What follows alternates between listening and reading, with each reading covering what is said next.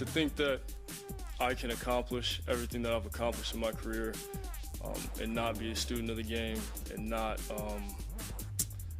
have that passion and not take this serious is almost, it's disrespectful. Of course, I watch film by myself. That's a given. That doesn't even need to be said. It's funny, but to those of you out there that believe that I'd be standing here today in front of y'all without having a work ethic and without preparing, I'm honored that you think that, but it doesn't exist. Kyler Murray, in his own words today, again, that availability was not scheduled, but he certainly wanted to be out there. L. Duncan, how did you hear, Murray? Is the drama about the clause in the contract for independent study over? What I heard was just more misplaced anger. It's always geared towards the media. My thing is, Kyler Murray and his agent don't get to use the media, right, to force the Cardinals into a new contract earlier than they wanted to, and then scold the media because they discussed something that is completely unorthodox. Are you joking? A clause that literally says you can't play video games and you have to study for at least 4 hours, that dropped right into our lap. Of course we're going to discuss it, Kyler. What he really needs to be asking is the same thing we've all been asking. Who leaked this? Who benefited from embarrassing Kyler and embarrassing the team as much as they did? He needs to be asking that, and why, if everything is all good, why he admitted that he doesn't study film in a New York Times article back in December, and why the team that knows him best mandated there be a clause in the contract before they paid him. If it's no big deal, why'd they have to put it in plain writing? So you're putting this all on Kyler Murray. Kevin Blackistone, you are worked up about this. Please, around the horn to you. Yeah, first of all, I cannot believe that Kyler Murray and his agent signed the contract with that kind of language in it. You know what it smacks of? You know, Jason Reed at Anscape, formerly known as The Undefeated, just wrote a new book called The Rise of the Black Quarterback. I've not read it yet, but I am certain that part of that book is going to discuss the doubts about the cerebral abilities of black quarterbacks and their ability to play this game at a high level, which basically is what you are saying when you say that Kyler Murray has to spend 4 hours every day doing film work. And what he said in the New York Times was about his cognitive skills, not about his physical or athletic ability. Cognitive has to do with what's between the right, but that was the word that I believe Kyler Murray used. He says, I have the cognitive ability. Right. Exactly. Cognitive means I have the intellectual ability. Maybe he's a savant as a quarterback, but I just think it's embarrassing. It's unnecessary. And as I said, if I'm Kyler Murray and his agent, I don't sign. That's interesting, Kevin. I mean, you sign it because it's $230 million, some might say. How does it play out if he refuses the contract because of this clause?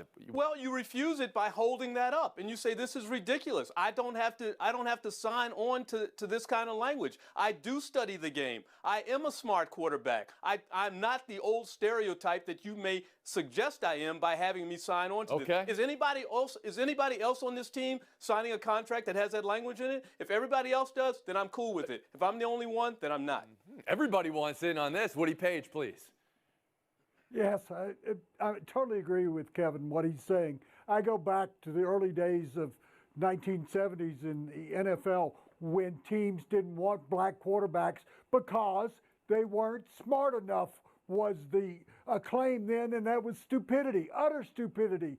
That if you looked at a Terry Bradshaw who didn't have great cognitive awareness at that time, he won Super Bowls and nobody worried about him. But black quarterbacks were not considered smart enough to play. And so we're still dealing with that sort of approach. You know, when I first read about this, I started laughing about it. It's become more serious because Kevin, again, is right. His agent and Kyler Murray should have said, we're not getting anywhere close to this. I mean, you can say I can't drive a car or ride a motorcycle or skydive, but you're not going to talk to me about studying film. I do it on my own when I want to, and I think that's the answer. Elle can't even contain herself from getting back in, but I have to go to David Dennis first. And David, if I could just start this off by saying, the team knows Kyler Murray and his studying habits, and that's why this is in the contract, correct? This is not just we're going off an idea of him. They know him. I mean, theoretically, they know him, but I kind of agree that I find it hard to believe that this would be in a contract for white quarterbacks across the league. But with that said, what Kyler Murray said at the press conference, I totally agree with. But this is something him and his agent should have said months ago when they were presented with the contract. Like, that's when you stand up for yourself. And like Elle is totally correct. You don't turn that around on us as on the media. We didn't make you sign a contract. We didn't hand that to you. We didn't put that paternalistic, insulting thing in the contract. You agreed to it. That's when you stand up. That's when the agent stands up. And the agent really should be sitting there next to Kyler Murray at the podium explaining why he advised his client to sign that contract. L. Duncan back in. Thank you. Yes, David, that's what I'm trying to say. I understand the language is coded. I understand how problematic it is that you would think that you would have to mandate a black quarterback force himself to study. My issue is specifically today. You still didn't answer why it was in your contract to begin with. You still didn't answer why they offered that to you. You didn't answer any of those things. All you did was lambast the media for talking about it. That's what I don't we see do. this as a media it's fodder story, and Elle. it's I don't unorthodox. hear it He as said a that media we were disrespectful for not recognizing his merits and his talents. That's allowed. No one ever he said can feel that. disrespected by the media. That's fine. The fact is, he gave a quote. He said, I don't really watch that much film because I get it. Well, those were his own words. The team clearly saw that and was thinking, you know what? After the playoff game you just had, you want one of the greatest contracts in the history of the sport. This is going to be in it. Last word, Kevin Blackistone. Well, I would just say that he can point to the body of his work, right, as an example of why he should get that contract. But to everyone else's point, that language does not need to be there. And as I said, if everyone else on the team has to do it, then that's fine. But if you're singling me out, I'm not comfortable with it, and I'm not signing it. He's being singled out for the $230 million too. No one else is getting that contract as well with the team. There's something going on here because there were the whispers about this months ago, not in the contract, but just, is he the leader we want? Is he the type of leader that's going to get a biggest contract in the league? Whether you huff it, whether you think it's coded, whether you think the team knows him. The team should want their quarterback to succeed. Isn't that right, David? I mean, I think that there are plenty instances, like Kyler Murray cannot be the least amount of studying type of quarterback out there. I'm sure there are other quarterbacks who study less than him or whatever. Right, but I mean, but that doesn't mean you put it, they don't have it in their contract, is what I'm saying. I think that this is something that happens when you're a young black quarterback. I hear you on that. When I heard 4 hours per week, I was like, that's it? I mean, I thought they were going to say 4 hours per day, 4 hours a week, 45 minutes a day of extra study. That doesn't sound like a big ask anyway, but I don't know how they go ahead. What, do they have a camera in his tablet that shows what he's doing? I mean, I don't know how that gets sorted out. Thanks for your thoughts on this. We'll move on. Baseball. Mets blowing the roof off of Citi Field this week, and they don't even have one. Can you sweep a two-game series? Mini sweep for the Mets. First inning comeback on Tuesday, walk-off Wednesday. Yankees immediately respond to the loss by trading for Benintendi. You people, you spend all your time talking about the Yankees. So, Woody, do you believe in the Mets? You gotta believe, Anthony. I mean, we talked about 1969. The Mets slogan was, "You gotta believe." They won the World Series that year. And they've actually brought back that slogan every once in a while. I think we're going to see it down the stretch of this season. I thought it looked like the World Series, honestly. Watching those two games, I was just mesmerized watching those games and what the Mets were doing in it and how they came back in the second game and won it with a walk-off. And I think that it scared the Yankees, and they were talking about, well, if we have to play them in the World Series, and it wasn't just me saying that. At first base, the two players of opposing teams were saying, this would make a great World Series. Yeah, you're right. I'd look forward to that. In regard to why I would reason that the Mets should be believed, they're about to get DeGrom back. Did you see Scherzer, 7 innings, great pitching effort. He celebrated when he came off, and DeGrom is going to have another minor league system. I think with those two guys in the lineup, yes, you got to believe. David Dennis Jr. I believe in the Mets. I've believed in the Mets since the beginning of this month when they came down to Atlanta. The defending champion Braves were right there on, right there behind them, and they won that series. I think that these are championship winning series that you do, and you do the same thing to the Yankees. DeGrom face down Judge, struck him out 3 times last night. Yeah. This is what Scherzer, struck out Judge 3 times last night. As Woody said, DeGrom is on his way back. I think that this is a championship team. The only reason we're not looking at them like that because they have Mets on their jersey. Take that away, and they're looking like a team to beat. Kevin Blackistone. Yeah, and let's not forget about Alonso. He's crushing the ball as well as anybody in the league, better than anybody in the league. So they've got offense. They've got great pitching. And you know what? They've been steady pretty much all year long. They haven't had a roller coaster season. They haven't had any droughts like the Yankees have right now. They've just been steady as can go. So I've never doubted them. Listen, Dad, nobody doubts the Mets here. No. David, I love the way you said that. I've been a believer in them since earlier this month. At the very beginning of July. Yeah, well, that's longer than some people. I'll give you credit for that. L. Duncan, how about you?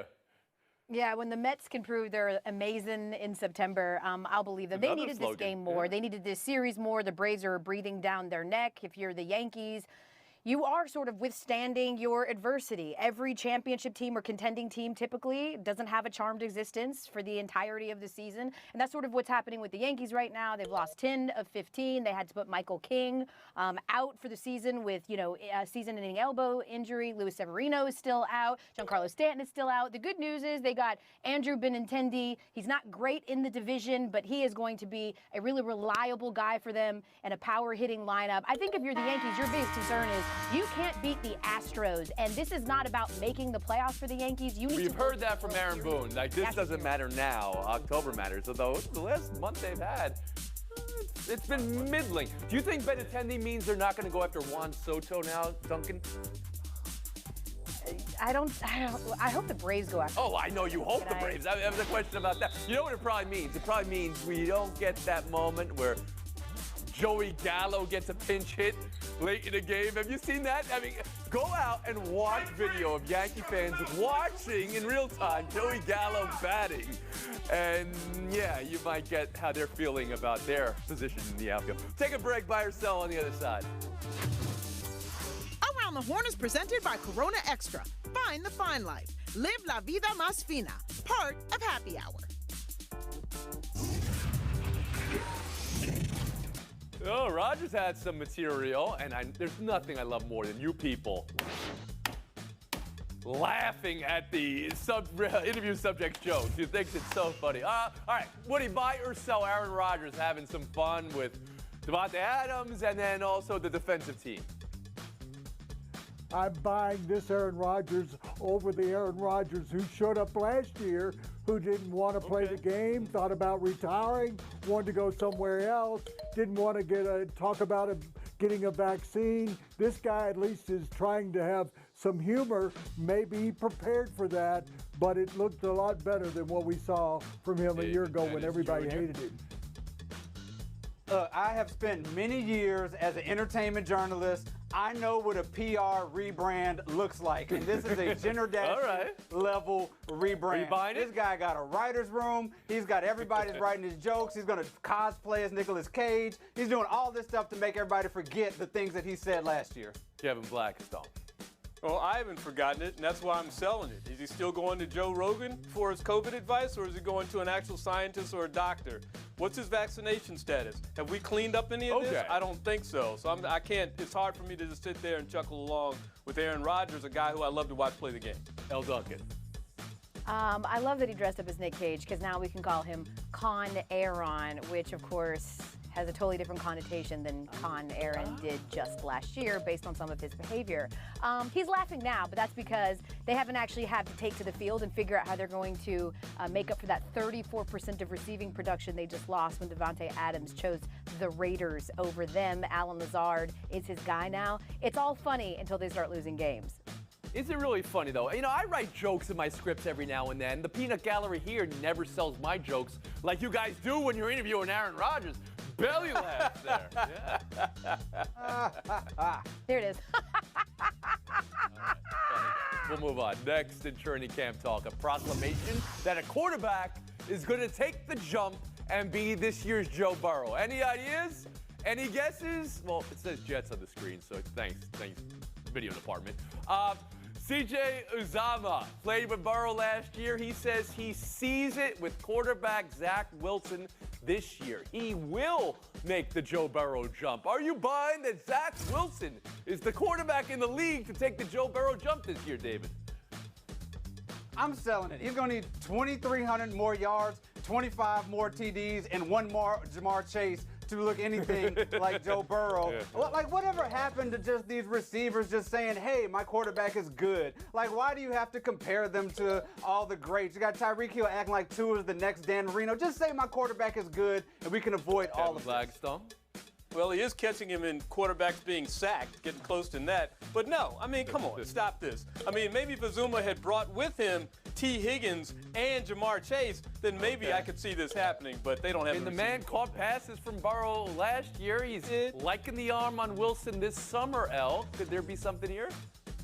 The only way that Zach Wilson's going to look like Joe Burrow is if he pulls a Buffalo Bill and literally wears his skin as an outfit. Come on. It's so unfair for a guy that threw 9 interceptions. He threw 9 touchdowns to 11 interceptions, and now you want to make him Joe Burrow? That is so extra unnecessary. It's the kind of pressure that we're seeing Tyreek Hill put on Tua Tagovailoa. I hear that. That's extra. going Buffalo Bill sounds to the Lambs, maybe a little extra, some might say. Aim for Daniel Jones. Woody not Paige, Joe Burrow. It's hard to follow Elle today. She's got such energy when she talks to us. Thank you, Elle, for setting me up on that. But I would say this. I'm going to be the only one to say, oh, yes, he's going to make the leap to Joe Burrow, because I want to come back in December and say I was the only one who said it. And I'll be the only one that says it anywhere. I'm not following you, Woody. Do you think he's making the jump, or do you not think he's making the jump? I think I'm the only one that's going to say it. Well, then that'll be your last word. I'm not following you. You're going to follow Elle off the program right now. No. All right. Hey, David, you want to buy or sell 3? You want to buy or sell Jimmy Butler's new hair? David Dennis Jr., please, go ahead.